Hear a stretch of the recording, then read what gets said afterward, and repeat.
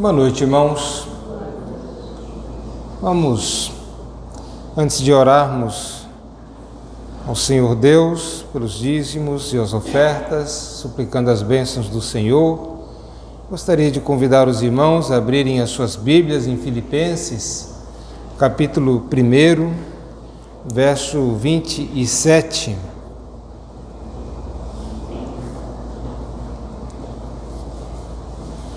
Filipenses, 1º capítulo, verso 27, e diz assim a palavra do Senhor Deus: Vivei acima de tudo por modo digno do Evangelho de Cristo, para que, ou indo ver-vos, ou estando ausente, ouça no tocante a vós outros, que estáis firmes em um só espírito, como uma só alma, lutando juntos pela fé evangélica. Oremos, irmãos. Santo e eterno Deus, Deus bendito, nesta noite, nesse dia maravilhoso que o Senhor tem nos dado, que é o dia do Senhor, separado para o nosso bem, para o deleite da nossa alma, nas verdades reveladas no Evangelho. Suplicamos, ó Deus, que o Senhor, pelo Espírito, venha nos abençoar, como o Senhor tem sido sempre favorável para conosco. Tem nos abençoado, dando-nos o dom da vida, dando-nos o pão de cada dia, a saúde, a família, tudo o que é necessário para a nossa subsistência. E esses dízimos e ofertas que hoje entregamos aqui é o resultado da compreensão daquilo que o Senhor tem feito por nós. É a nossa expressão de gratidão, porque o Senhor tem suprido todas as nossas necessidades. Recebe, ó Deus, estas ofertas, esses dízimos como cultica, como uma celebração ao Senhor, ao Deus provedor. E também suplicamos, ó Deus, que o Senhor seja servido em prover para nós das bênçãos espirituais, por meio do Evangelho, da ação do Espírito, a fé aplicada aos nossos corações mediante a verdade, e que assim possamos viver de um modo digno da vocação a que nós somos chamados.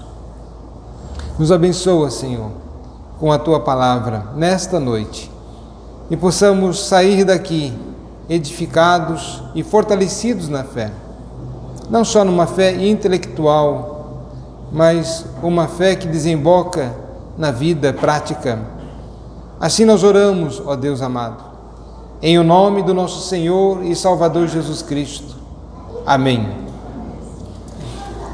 Irmãos, temos considerado o livro, essa epístola de Paulo aos Filipenses, e certamente há muitas coisas que podemos aprender. É uma epístola muito prática, ela fala muito sobre aquilo como nós devemos viver, mas Paulo procura tranquilizar aqueles cristãos de Filipos.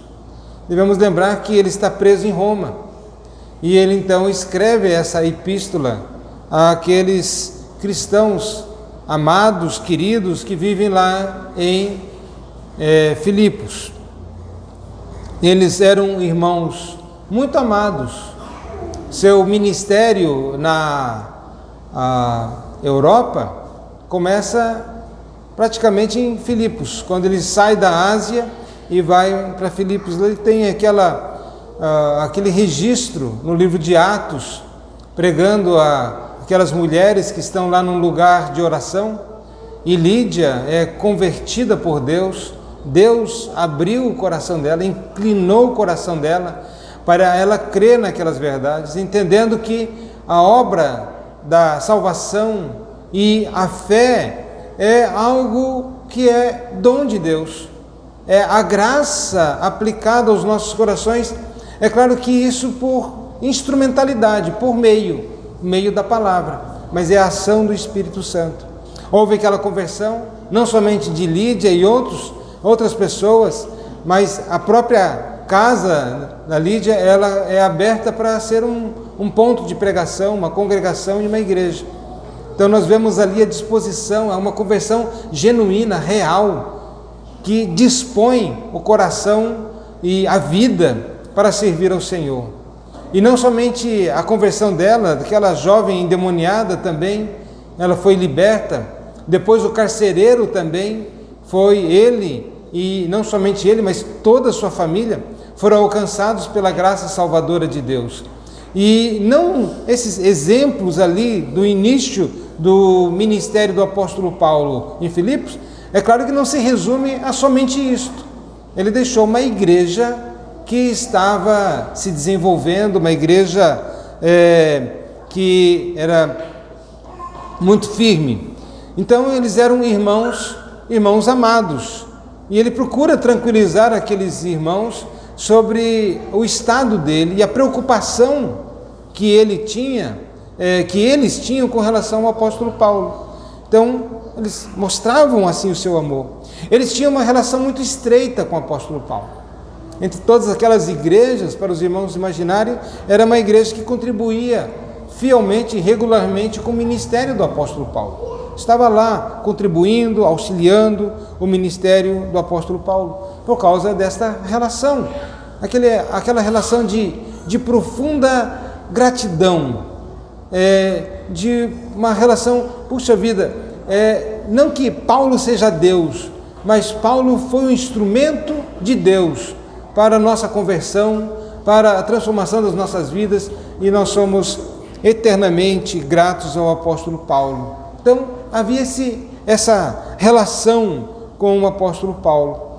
Paulo também tranquiliza o coração daqueles irmãos filipenses à luz da soberania de Deus. Nada acontece sem a permissão de Deus. Deus, Ele é um Deus soberano. Todas as coisas, elas estão debaixo do governo do Senhor Deus. Nós sabemos, o próprio Senhor Jesus nos ensina que nenhum pardal cai ao solo sem que Deus permita. Era da vontade do Senhor Deus. Não há nada que tenha fugido do escopo da soberania do Senhor Deus. Então, isto sempre nos consola. Podemos não entender as circunstâncias. Nem sempre vamos entender por que acontece isso. Por que alguém fica doente? Por que alguém,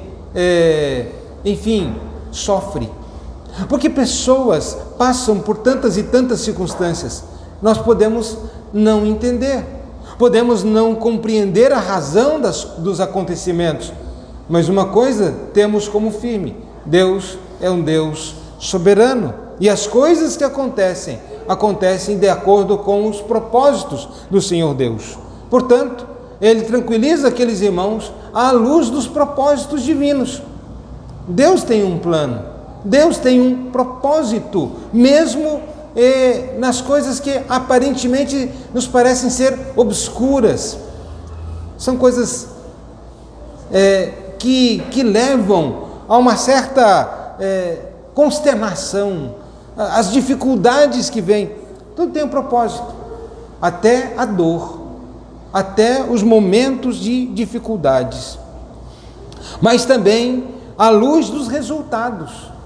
Paulo vai falar que pessoas e o Evangelho estavam sendo proclamado, pessoas estavam ouvindo do Evangelho. A guarda pretoriana, a guarda que era a guarda de elite do imperador, que tinha a função e a missão também de guardar o apóstolo Paulo, estavam ouvindo do Evangelho. E os da casa de César estavam se convertendo. Então, portanto, à luz da divulgação do Evangelho, pessoas estavam ali. E ele, estando em uma prisão domiciliar, muitas pessoas iam lá e eram instruídos pelo apóstolo Paulo. Eram, portanto, ele não estava infrutífero. Ele podia estar preso, mas o Evangelho não estava preso. Mas também ele vai tranquilizar o coração daqueles irmãos à luz da percepção do que é a vida. A vida é mais do que comer, beber. A vida é mais do que a própria liberdade física. A vida é Cristo. E sem Cristo não há sentido a vida. Percebam, muitas pessoas que vivem à luz do desejo de querer viver para os seus próprios prazeres, seus contentamentos, pessoas que vivem em função do hedonismo, vivem em função de ter prazer, prazer, prazer. Aqueles que dizem o importante é ser feliz, o importante é ter contentamento, prazer, essas coisas assim. E Paulo ele vai dizer, o sentido da vida é muito mais profundo do que isto, porque não adianta nada você ter todos os prazeres deste mundo se não tiver Cristo.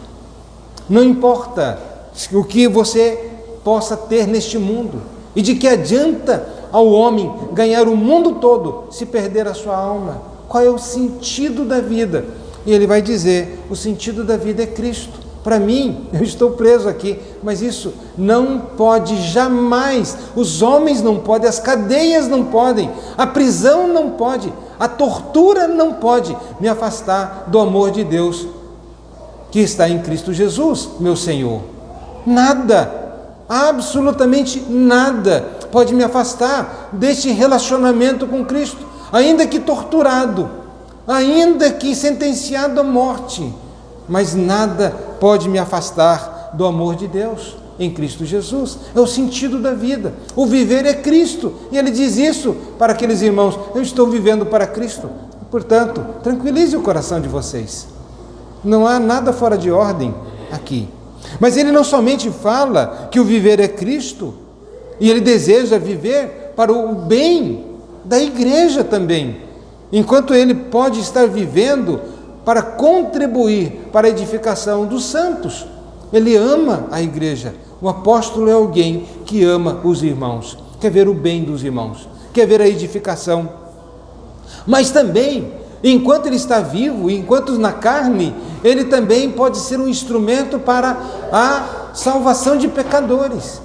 E então, o apóstolo Paulo, viver é Cristo, é promover o Evangelho, é promover a glória de Cristo, é levar as pessoas a Cristo, porque Cristo é digno de ser adorado, servido, honrado.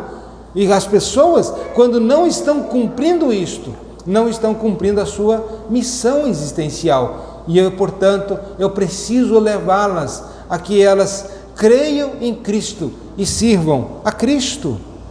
Mas também à luz da compreensão da própria morte.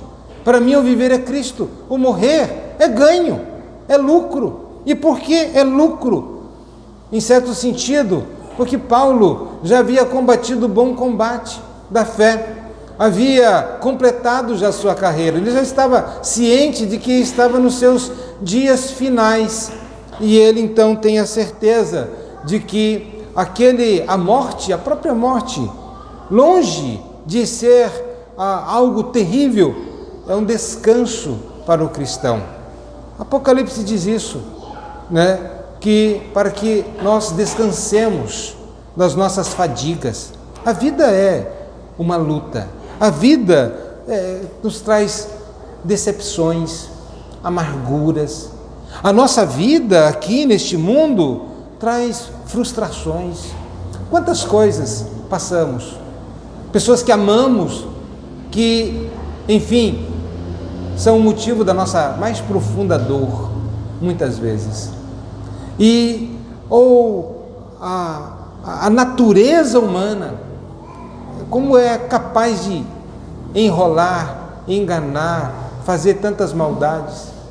Quando você vê alguém que pode entrar numa creche e sair matando crianças a machadadas, e você diz, isso é mundo? Isso é mundo?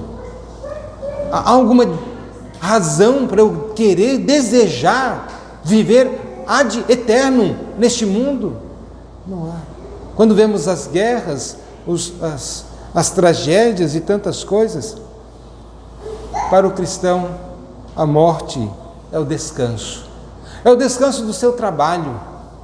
Ele é aquele que completa a sua jornada e vai vindo a alta hora da noite, mas um dia radiante há de vir.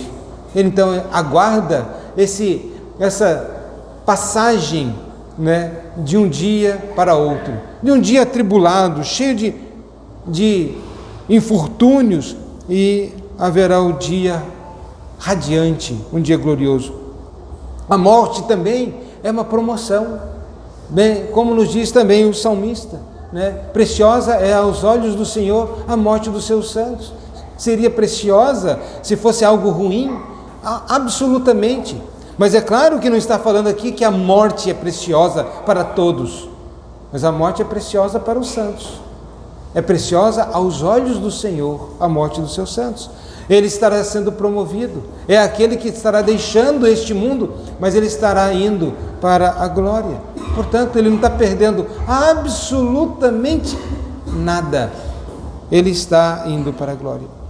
Mas sobretudo, a morte é estar com Cristo. Esse é o ponto central.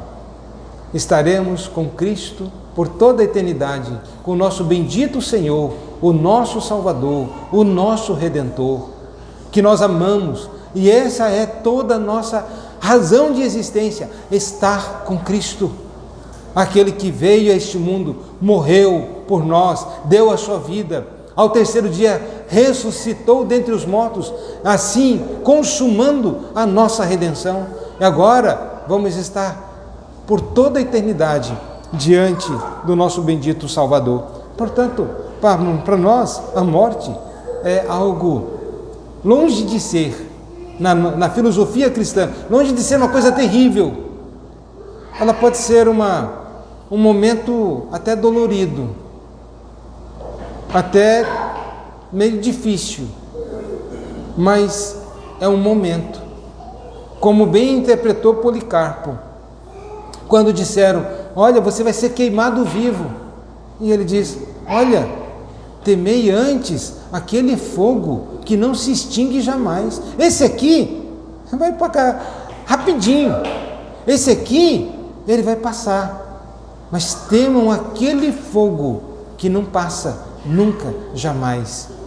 Portanto, ainda que seja doloroso, ainda que seja uma coisa sofrida, mas o meio que Deus usa para cada um nós não sabemos. Como cada um aqui vai partir para a glória? Nós não sabemos. Alguém doente, sofrendo, alguém que dorme e não acorda, está bem de saúde, o coração para, alguém num acidente, ou qualquer de outra maneira, nós não sabemos. Mas sempre devemos ter a compreensão: para mim, o viver é Cristo, o morrer sempre será lucro. Não que nós sejamos pessoas que desejam a morte, mas temos uma visão correta da vida e da morte. Por isso não tememos a morte. Mas aqui agora o apóstolo Paulo está dando uma exortação prática para esses irmãos. Vivei, acima de tudo, por modo digno do Evangelho de Cristo. Uma outra expressão, somente há mais uma coisa. Eu espero que vocês compreendam isto. Como resultado dessa teologia, da soberania de Deus, dos propósitos de Deus, da compreensão do que é a vida, e da compreensão do que é a própria morte, o que eu espero de vocês? Percebam, agora ele vai partir para a questão, podemos dizer, prática. O que se espera? O que você espera como resultado da compreensão das verdades do Evangelho? E aí nós aprendemos uma coisa, já antecipadamente: a doutrina, ela sempre deve anteceder a prática. Não adianta dizer, faça isso, não faça aquilo. Às vezes se entra numa igreja e diz, o que é ser crente? É fazer isso ou não fazer aquilo, fazer isso ou não fazer aquilo. Aí tem a lista do que pode fazer e a lista do que não pode fazer. Ele diz, bom, eu estou aqui me adequando, então eu sou crente. Porque ele julga à luz de várias coisas que ele faz ou que não faz, o que pode e o que não pode. O Evangelho é muito mais do que isso. Não há Evangelho verdadeiro fora da compreensão do Evangelho. O que é o Evangelho? Ela, portanto, sempre é antecedida por ensinos, ela é antecedida por doutrinas, E ela vai ensinando então a igreja, aqueles irmãos lá, o que eles deveriam fazer. Portanto, a instrução e o conhecimento da verdade. A porta, devemos entender, é o entendimento. Mas Paulo compreende que o entendimento também não é tudo. Não adianta também aqueles cristãos compreenderem a soberania de Deus, os propósitos do Senhor, mas a vida não condiz. Não há a vida não desemboca, ou aquele entendimento não desemboca numa vida prática. De fato, precisamos compreender, mas compreensão sem vida também não leva a nada. Então não adianta dizer, eu sei muito do Evangelho, mas quando se espreme e passa pelo crivo, não vê vida. Não há sentido nesse entendimento, a não ser para maior juízo. Porque a palavra de Deus diz: aquele que conhece a vontade do seu Senhor e não vive de conformidade com este conhecimento, será julgado com muito maior rigor. Portanto, o entendimento do apóstolo Paulo, que ele está ensinando, doutrinando, levando aqueles irmãos a compreenderem, a entender o Evangelho, mas ele também espera que esses irmãos venham a viver de conformidade com este Evangelho. Por isso, vivei, acima de tudo. Há essa aplicação e implicação aqui. E esse entendimento é essencial, meus irmãos. O Evangelho que não nos leva à prática não é Evangelho. Ou o conhecimento que alguém pode ter do Evangelho e que não, podemos assim dizer, não é percebida na vida, de que adianta isso? Que esperança isso dá? Que esperança? Eu digo, nenhuma. Mas Paulo também, ele entende que as palavras, agora se referindo àqueles irmãos que têm entendimento, as palavras elas influenciam, mas que o exemplo arrasta. Porque não adianta dizer, este é o certo, mas não vive de conformidade com aquilo que é certo. É como a mamãe caranguejo, que querendo ensinar o seu filhinho ali, o caranguejinho, a andar para frente. E aí o filhinho ia lá e andava de lado. Aí a mamãe dizia, não, tem que andar para frente. E aí o caranguejinho se esforçava e andava de lado. E aí então o filhinho, já cansado de tentar andar para frente e não conseguindo, então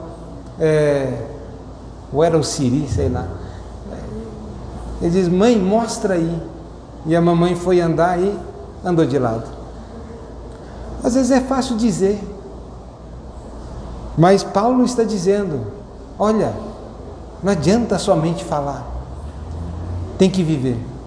Vivei, acima de tudo. Precisam viver. Percebam, no primeiro século, não somente no primeiro século, como nos demais séculos, enquanto a igreja está presente e peregrinando, é marcada por exemplificações. Podemos olhar e ver a vida de Policarpo, podemos olhar e ver a vida dos mártires da fé, podemos olhar e ver quantas pessoas deram as suas vidas por causa do Evangelho, que viveram o Evangelho, que sofreram dano, entre aspas, de acordo com a perspectiva deste mundo, mas que na verdade estavam ganhando muito mais, vivendo de conformidade com os planos e os propósitos de Deus. Tertuliano de Cartago, ele escreve em latim uma frase que diz: sanguis martyrum est semen ecclesia. O sangue dos mártires é a semente da igreja. O sangue dos mártires, eles deram exemplo. Muitas pessoas, ao verem aqueles irmãos da fé, nossos irmãos, que estavam lá no Coliseu sendo sacrificados e sendo mortos, e enquanto mais cristãos eram sacrificados, mais cristãos surgia, porque eles começaram a dizer o que eles têm e o que é tão importante assim, que eles estão dispostos a morrer por isto. Eu também quero. Minha vida é sem sentido, eu quero isso também. A questão é viver, dar o exemplo. Hoje, muitas pessoas do mundo olham para a igreja e dizem: ser cristão que nem ele? Eu prefiro ser ímpio como eu sou, porque eu não vejo nem diferença. Ser cristão como ele? Eu não quero. Eu não quero. É claro que muitos, ao verem a vida do cristão, vão ridicularizar, vão zombar, vão lançar pedras, vão perseguir, e se possível, vão matar. Mas muitos vão ver e vão dizer: que vida! O que eles têm que é tão importante que eles estão dispostos a morrer por estas verdades? E podemos assim dizer, meus irmãos, até os historiadores pagãos dão testemunho deste fato, de que a igreja cresceu por causa da semente semeada com o sangue dos mártires. Hoje poucos querem carregar a sua cruz, é tão difícil. Deixe os seus prazeres, difícil. Olha, busque em primeiro lugar o reino de Deus. Se é um reino que não vale a pena você deixar tudo para segui-lo, por que outros vão querer seguir? De que adianta eu dizer: ei, siga o reino de Deus? E ele olha e diz: o que você está disposto a deixar para seguir esse reino? E ele não vê nada. Quem vai querer seguir esse reino? E esta é uma verdade perene. Em outras palavras, foi verdade no primeiro século, é verdade no segundo século, é verdade no terceiro, durante a Idade Média, é verdade nos dias de hoje, e ela será sempre uma verdade. No sentido de que aqueles que vivem o Evangelho, que conhecem, vão influenciar. Por isso Paulo está dizendo: vivei. A conduta é o fruto daquilo que a pessoa crê. As minhas ações é o resultado da minha fé. Percebam que o próprio Senhor nos disse: a boca fala do que o coração está cheio. O meu coração vai determinar as minhas ações. Falar é ação, mas não é só falar. Agir, andar, conversar, fazer, tudo aquilo que denota ações, é isso que está dizendo. A boca, ela vai falar, ela vai manifestar aquilo que está no coração, ou não. Talvez não tenha nada, além só de palavras, mas aí não denota conhecimento só, aquilo que você crê, aquilo que a pessoa crê, ela se revelará através das ações. E aí nós dizemos que o Evangelho não é levar as pessoas a agirem. Ei, não faça isso. Ei, faça assim. Ei, vista desse jeito. Ei, não se vista desse jeito. Isso não é Evangelho. O Evangelho é levar as pessoas a crer. A crer. O agir quase se torna irrelevante no sentido da ordem das coisas. Na verdade, ela se torna uma ação não somente não produtiva, mas antibíblica. É dizer para as pessoas: se você quiser ser crente, você tem que se conformar a essas ações, fazer isso, faz aquilo, não.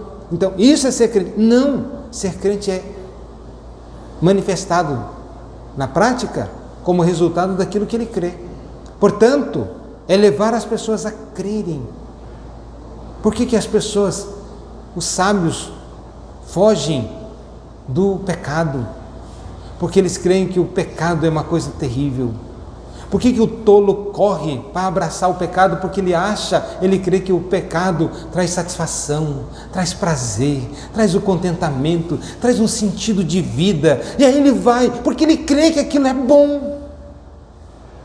Mas o sábio, ele diz, isso aí nem tudo que reluz é ouro.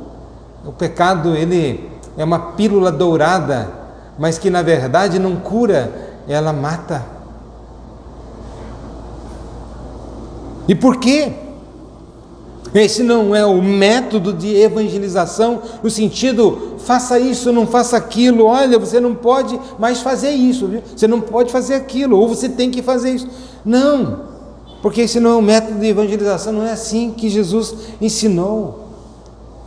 O método é levar as pessoas a crer em Cristo, a depositar a sua fé em Cristo. A prática, a vida é o resultado. Não devemos errar nisso. Pais, muitas vezes, querem levar seus filhos a fazer coisas, para ele se conformar e dizer, olha, meu filho é crente, porque ele faz as coisas assim. Mas, no fundo, sabe que está faltando algo, a fé. Você pode fazer realmente pessoas agirem de determinada forma, mas o coração não está ali. Percebam o que Paulo vai dizer na sua epístola a Tito, dizendo no capítulo 3, verso 3, o que é o homem? O que são as pessoas? Porque também nós éramos, noutro tempo, insensatos, desobedientes. Olha o que o homem é. Ele está dando uma radiografia do que é o homem sem Cristo. Insensato, desobedientes, extraviados, servindo a várias concupiscências. A concupiscência não o serve, ele é que serve, ele que é escravo da concupiscência dos olhos, a concupiscência do coração, a soberba da vida. Ele é escravo. Por que ele tem que procurar o prazer? Porque ele é escravo, é como o drogado que sente a necessidade de injetar aquele produto tóxico, de fumar para sair da realidade. Ele é escravo dessas coisas, servindo a várias concupiscências e deleites, prazeres, vivendo em malícias e invejas. É a forma como o mundano vive, vivendo em malícias. Ele está como que colocado nesse contexto, ele é isto. E aí você pega uma pessoa e diz, olha, faça assim, não faça assim. Não há sentido algum.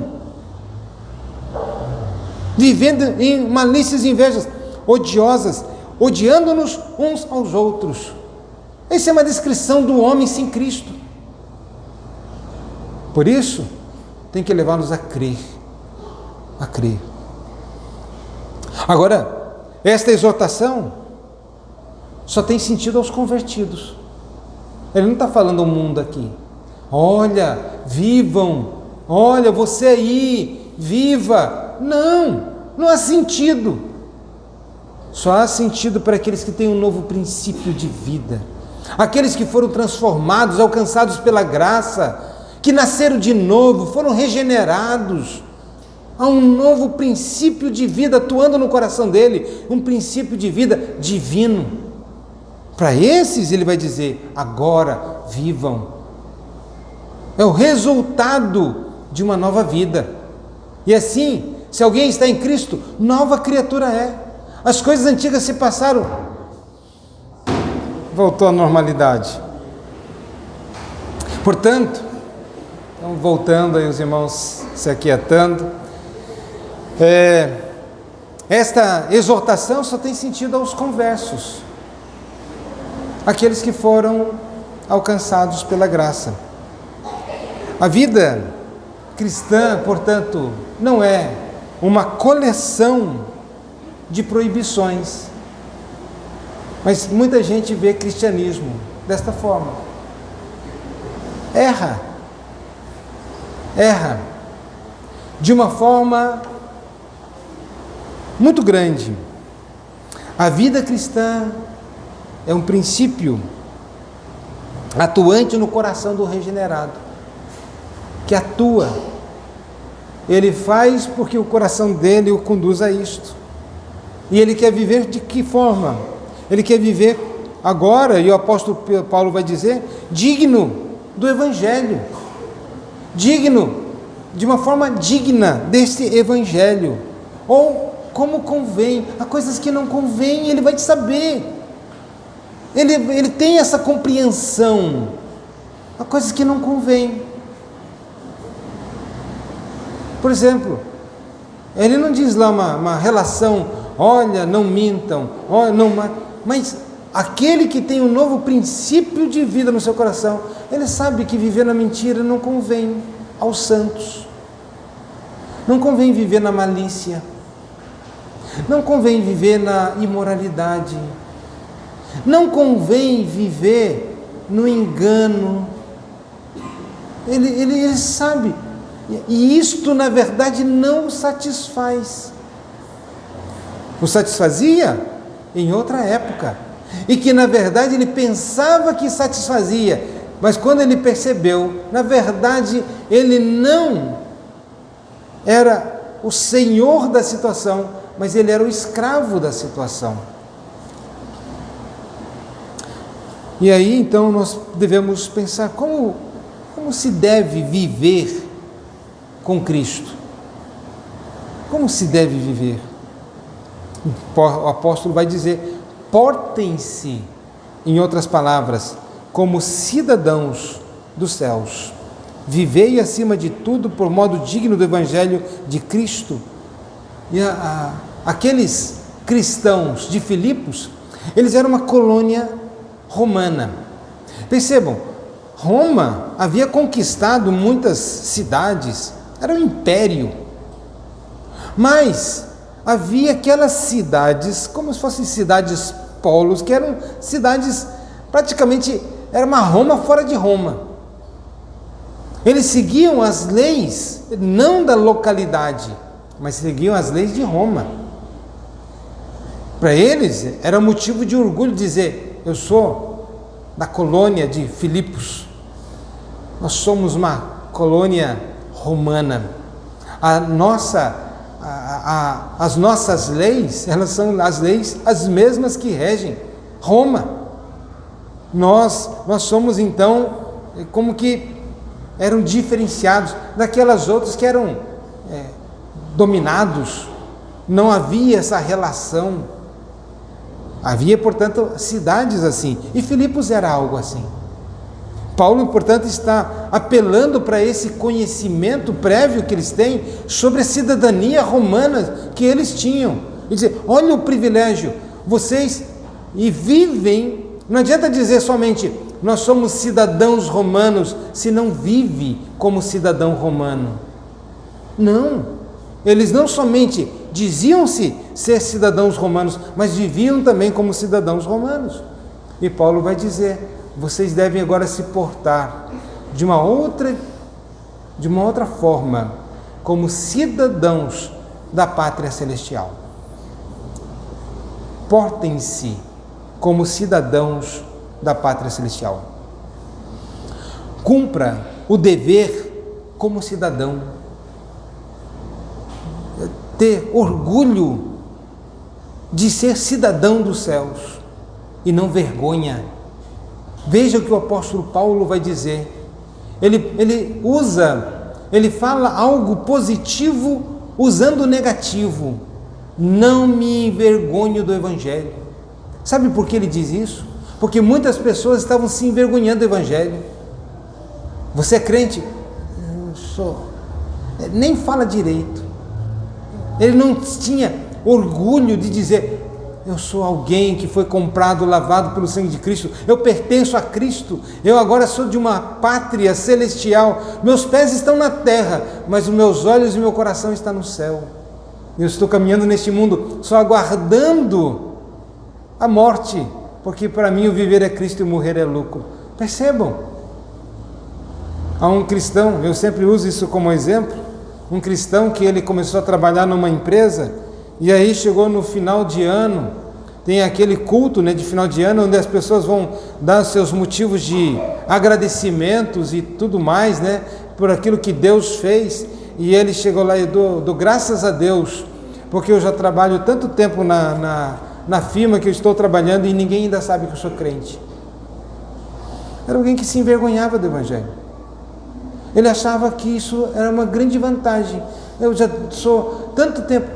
E pior, meus irmãos, tem pessoas que às vezes vai conversar com um crente, vai dizer, quando ele descobre, e você é crente? Eu nem imaginava. Que vergonha.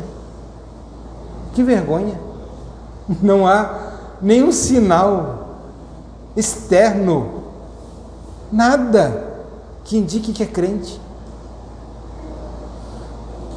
Portanto, cumprir o dever como cidadão. Mas também é compreender de que nós não pertencemos a este mundo. Nós estamos aqui de passagem, mas nós não pertencemos. Portanto, devemos tomar muito cuidado com os conceitos deste mundo. Tomar muito cuidado com o mundanismo. Tomar muito cuidado com as ideologias. Tem crente que ele não vê nenhum mal na homossexualidade. Não, normal. Não vê nenhum mal na pornografia.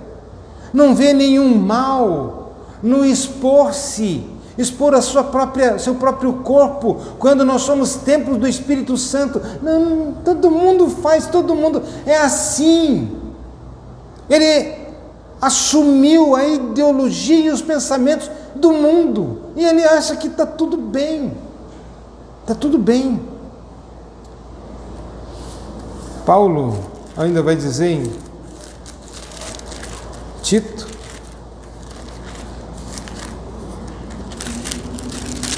2,14, ele nos diz, o qual a si mesmo se deu por nós, a fim de remir-nos de toda iniquidade.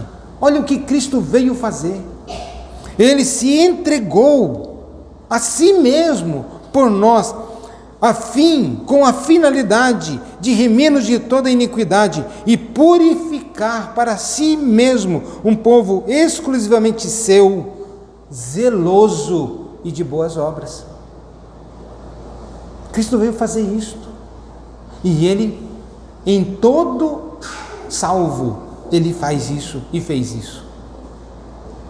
Mas se não há evidência externa, se não há boas obras que Deus preparou para que andássemos nelas desde antes da fundação do mundo, não há zelo pelas coisas de Deus. Aí a pergunta: é cidadão dos céus? 1 Pedro também, agora o apóstolo Pedro, ele vai nos dizer no capítulo 2, no verso 11 e o verso 12, 1 Pedro 2, 11 e 12, ele nos diz o seguinte: investigando atentamente qual a ocasião ou quais as... eu estava lendo o capítulo 1, é o capítulo 2, tá? Amados, exorto-vos como peregrinos e forasteiros que sois, a vos absterdes. E aí a ideia é continuamente, não é abster esporadicamente, mas a ideia no grego é abster continuamente, permanentemente das paixões carnais que fazem guerra contra a alma. Por que nós devemos deixar? Olha a razão, porque fazem guerra contra a nossa alma. Como a gente pode ser feliz se nós não nos abstermos das paixões carnais? E verso 12: mantendo exemplar o vosso procedimento no meio dos gentios, para que naquilo que falam contra vós outros, como de malfeitores, observando-vos em vossas boas obras, glorifique a Deus no dia da visitação. Então perceba, vós sois peregrinos, sois forasteiros. O peregrino é aquele que está peregrinando, ele não tem nem barraco. Sabe por quê? Ele é um andarilho. Peregrino, ele está peregrinando. Mas tem muito crente que ele pensa que ele quer estabelecer a sua casa permanente neste mundo. Devemos ter a consciência: só sou peregrino, estou peregrinando, e sou forasteiro, eu não sou daqui. Isso aqui não é o meu lugar. Eu só estou passeando, só estou de passagem. Eu sou de uma outra terra. Eu sou da Nova Jerusalém. Eu estou indo para lá. Estou subindo para a minha pátria. Mas enquanto isso, estamos aqui. Cuidado, portanto, com as influências do mundo. Cuidado com o relativismo moral. Não, está tudo bem, está tudo certo, todo mundo faz isso, todo mundo pensa assim. Cuidado, o relativismo moral. As pessoas estão... Isso é ser mundano. Paulo está dizendo: vivam como cidadão do céu, neste mundo, mas vivam como cidadão do céu. Acima de tudo, por modo digno desse evangelho. Mas não somente com o relativismo moral, é a visão do propósito existencial. Por que você vive? Um crente que acha que a sua vida se resume em ter. Não tenho nada contra o ter. Mas se a tua vida se resume a isso, está muito longe de ser um cidadão do céu. Outros veem o liberalismo teológico. Para ele não tem importância essa questão da ortodoxia, da verdade. Todo mundo que fala de Deus, olha só, o mundo diz exatamente isso, perceberam? Falou de Deus, está bom. Qualquer lugar que fale de Deus está jóia. Mas quando você diz só Jesus, o mundo não vai gostar de você. Quando você fecha essa visão, né, de que toda religião, e você diz, não, e não é nenhuma religião, é Cristo, e se não tiver Cristo não tem nada. O mundo não vai te amar. O mundo vai te perseguir, pode ter certeza. Você não pertence ao mundo. E aí Paulo está dizendo: exerça a sua cidadania digna do Evangelho. É dessa maneira que você tem que viver. E que todos saibam de quem é a doutrina que você tem abraçado. Não é da igreja presbiteriana, é a doutrina de Cristo. É Cristo que diz: eu sou o caminho, a verdade e a vida. Ninguém vem ao Pai senão por mim. É Ele que diz que Ele é o único caminho. E aqueles que abraçam outra ideia e você diz, isso vai te levar para o inferno, ela não vai gostar disso. Que todos saibam de quem é essa doutrina. A doutrina é de Cristo. O Evangelho é de Cristo. O reino é de Deus. Mas também devemos compreender, meus irmãos, e eu já mencionei, porque o ímpio faz o que faz. Por que o ímpio faz o que faz? Porque ele não vê que aquilo que ele faz é errado. É por isso que quando ele vê o filhinho, né, se rebolando, como se fosse uma meninazinha, todo mundo fica tão feliz. Olha meu filhinho. Por que ele diz isso? Porque ele não vê que é errado. Quando vê fazendo imoralidades, olha, tão bacana. Ele não vê que é errado. Por que ele faz as coisas erradas? Porque faz parte da natureza dele, não transformada. E ele vê aquilo como uma naturalidade. Por isso, quando se diz, isso está errado, você tem que mudar, ele vai dizer, what? O quê? Tua língua não é minha língua, não estou entendendo. Por isso você precisa levá-los a crer em Cristo. Quando ele crer em Cristo, como o único e suficiente Salvador, ele vai perceber que aquilo é errado e que aquilo desagrada a Deus. E falamos sobre viver de modo digno do Evangelho. O Evangelho denuncia o pecado. O Evangelho nos diz que se não nascermos de novo, não veremos o reino de Deus. O Evangelho nos diz e nos conclama a compreender que precisamos nascer de novo. E que só pelo Espírito Santo alguém pode nascer de novo, mediante a pregação e o ensino da verdade. E aí você diz, é desta forma, e viver esta vida cristã. Paulo, portanto, concluindo, ao dizer vivei acima de tudo, também não é uma opção. Não é uma opção. Eu vou viver se eu quiser. Não. Se você é crente, você precisa viver. Mas e se eu não estou vivendo? Consulte seu coração. Você nasceu de novo? Você ama a Deus mesmo? Você deseja realmente ir para o céu? Você deseja o reino de Deus? Se essas coisas não estão no teu coração, consulte. Olhe. Você está disposto a deixar tudo pelo reino de Cristo? Ou não? Porque se você não estiver disposto a deixar tudo, não pode ser discípulo de Cristo. Tudo que te atrapalha, tudo aquilo que você percebe e que Deus pelo Espírito diz, meu filho, deixa isso está errado. Portanto, viver não é uma opção. É a demonstração visível da graça. A graça é tão poderosa que muda a vida do pecador. A graça salvadora transforma o mais vil pecador num santo. E se essa graça não alcançou, ele vai continuar com a sua natureza de pecador. Ele vai continuar. Vivei acima de tudo. Não só conheça o Evangelho. Acima de tudo, vivam o Evangelho. Que Deus assim nos abençoe. Amém?